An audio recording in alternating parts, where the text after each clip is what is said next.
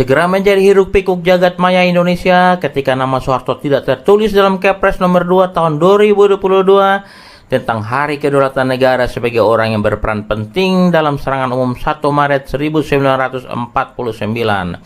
Nama yang tertulis hanya Sultan Hamengkubuwono IX, Jenderal Sudirman, Soekarno-Hatta, TNI Polri, dan Laskar Perjuangan Rakyat saja. Berikut saya bacakan salinan Kepres nomor 2 tahun 2022 bagian C, bahwa peristiwa serangan umum 1 Maret 1949 yang digagas oleh Sri Sultan Hamengkubuwono IX dan diperintahkan oleh Panglima Besar Jenderal Sudirman serta disetujui dan digerakkan oleh Presiden Soekarno dan Wakil Presiden Muhammad Hatta dan didukung oleh Tentara Nasional Indonesia, Kepolisian Negara Republik Indonesia, Laskar Perjuangan Rakyat, dan segenap komponen bangsa Indonesia lainnya merupakan bagian penting dalam sejarah perjuangan bangsa Indonesia yang mampu menegakkan kembali eksistensi dan kedaulatan negara Indonesia di dunia internasional, serta telah berhasil menyatukan kembali kesadaran dan semangat persatuan dan kesatuan bangsa Indonesia.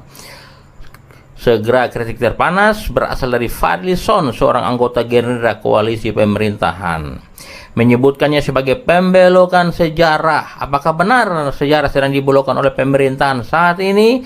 Langsung saja Menko Polhukam Mahfud MD mengutip jawaban sejarawan UGM yang mengatakan bahwa tepat nama Soeharto tidak masuk Kepres, sebab Kepres bukan historiografi. Jika mau mengetahui kisah lengkap dan detail, maka harus membaca buku sejarah yang khusus menuliskan hal itu atau baca naskah akademik yang telah selesai disusun dan berada di UGM atau Universitas Gadjah Mada Yogyakarta saat ini.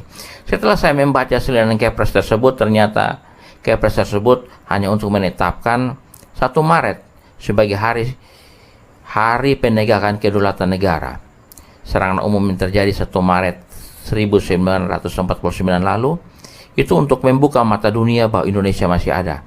Karena saat itu Belanda telah menyatakan bahwa Indonesia sudah tiada. Jadi tepat sekali jika nama Soeharto tidak tertulis dalam Kepres tersebut, sebab bukan buku sejarah yang harus menceritakannya secara detail atau naskah akademik yang juga dituntut harus detail.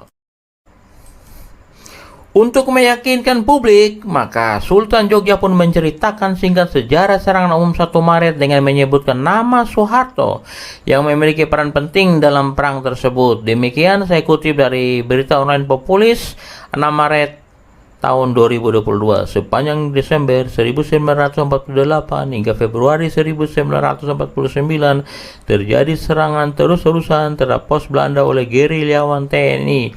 Adanya perlawanan sporadis pada akhirnya melahirkan gagasan untuk melahirkan serangan umum yang lebih besar dari segala penjuru. Sultan Hamengkubuwono IX mengirimkan surat kepada Panglima Sudirman dan menganjurkan agar mengadakan serangan guna merebut Yogyakarta dari tangan Belanda. Panglima Sudirman menyetujui saran Sri Sultan untuk berkoordinasi dengan Letnan Kolonel Soeharto sebagai Komandan Brigade 10 Rekrais 3. Tak lama Sri Sultan dan Letkol Soeharto melakukan pertemuan dan keduanya bersepakat untuk melakukan serangan umum 1 Maret 1949 pada pukul 6 pagi. Dan memang benar terjadi. Sesaat setelah sirine tanda selesainya jam malam meraung-raung di seantero Yogyakarta, suara tembakan serentak di mana-mana. Untuk pertama kalinya sejak Jogja jatuh ke tangan Belanda, pasukan TNI berhasil memasuki kota. Demikian yang diceritakan Sri Sultan Hamengkubuwono X kepada berita online Populis. Kemudian Mahfud MD mencontohkan seperti teks proklamasi yang hanya sebutkan nama Soekarno-Hatta saja. Padahal sebenarnya banyak orang lain juga yang terlibat pada saat itu. Tetapi tidak harus disebutkan kan? Bayangkan jika harus disebutkan satu persatu berapa panjang teks proklamasi itu dan kapan selesainya. Jadi teks proklamasi harus singkat, padat, dan jelas. Intinya menyatakan Indonesia merdeka dan seluruh dunia harus tahu bahwa Indonesia masih ada dan sudah merdeka. Contoh yang sederhana itu seharusnya sudah bisa diterima karena masuk akal. Tetapi jika memiliki maksud politik tertentu di baliknya, maka selalu akan digoreng terus. Hati-hati, saya ingatkan, nanti bisa hangus sendirinya nantinya ya. Apa pendapat sejarawan Indonesia lainnya terhadap kisah serangan umum 1 Maret 1949 yang sedang viral saat ini? Anhar Gonggong mengatakan bahwa Soeharto memiliki peran penting dalam peristiwa serangan umum 1 Maret saat itu, karena wilayah Soeharto sebagai pemimpin Brigade 10 adalah Yogyakarta. Jadi bukan tanpa alasan nama Soeharto tertulis dalam naskah akademik. Jadi kalau tidak tertulis dalam Kepres, biasa sajalah. Sedangkan J.J. Rizal mengatakan bahwa kisah Soeharto dalam serangan umum 1 Maret yang ditulis buku sebelumnya terlihat dilebih-lebihkan, sebab yang berperan penting saat itu seharusnya adalah Jenderal Sudirman.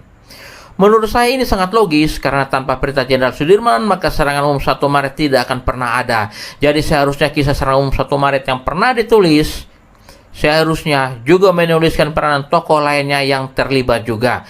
Jangan hanya Soeharto saja. Jadi kalau nama Soeharto tidak tertulis dalam Kepres, ya jangan kebakaran jenggot juga. Tetapi bukan bermaksud untuk melupakannya, karena di dalam naskah akademik tetap tertulis nama Soeharto.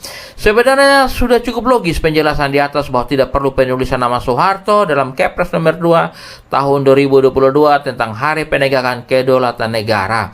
Sebab masih ada yang lebih berperan penting dalam peristiwa serangan umum 1 Maret. Apalagi saat itu Soeharto pangkatnya baru Letnan Kolonel saja. Bandingkan dengan Jenderal Sudirman yang jadi pimpinan tertinggi saat itu, yang sudah tentu lebih penting untuk ditulis. Dan ingat satu hal lagi, Sultan Hamengkubuwono ke-9 saat itu menjabat sebagai Menteri Pertahanan. Jadi namanya juga sangat penting untuk ditulis. Fadlizon pun mengajak debat Mahfud MD, tetapi mendapat penolakan karena tidak sempat. Langsung seorang loyalis Jokowi yang berani dan sejak lama telah mendukung Jokowi dan militan, yaitu Profesor Yusuf Leonard Henuk dari Institut Agama Kristen Negeri Tarutung, mengundang Fadlizon untuk debat. Apakah Fadlizon berani menerima tantangan tersebut? Atau harus menguntungkan dulu secara politik bagi dia untuk bisa menerimanya? Padahal itu bisa jadi kesempatan terbaik untuk membuktikan kepada publik bahwa argumennya benar. Argumen Fadlizon adalah benar. Kita lihat saja nanti. Publik sangat menantikan saat itu untuk terjadi. Ayo, adakan. Akhirnya saya menjadi heran dengan sikap dan tindakan Fadlizon yang sekalipun berada dalam Parpol Gerindra, koalisi pemerintah juga, tetapi sehari-harinya selalu kritik pemerintah seperti oposisi ya. Jangan-jangan itu trik Gerindra yang sedang main dogaki. Siapa yang tahu? Sikap dan tindakan Fadlizon seorang koalisi pemerintah, tapi rasa oposisi tersebut sudah terjadi berulang kali. Bahkan ada pernyataan yang meresahkan dan bikin muak banyak orang ketika memberikan saran pembubaran Densus 88 yang selama ini jadi kesayangan rakyat, karena dengan gemilang berantas aksi terorisme tanah air. Dia juga yang sarankan memberikan nama ibu kota negara yang baru dengan nama Jokowi saja. Itu sangat memuakkan juga karena telah menyerang pribadi Jokowi.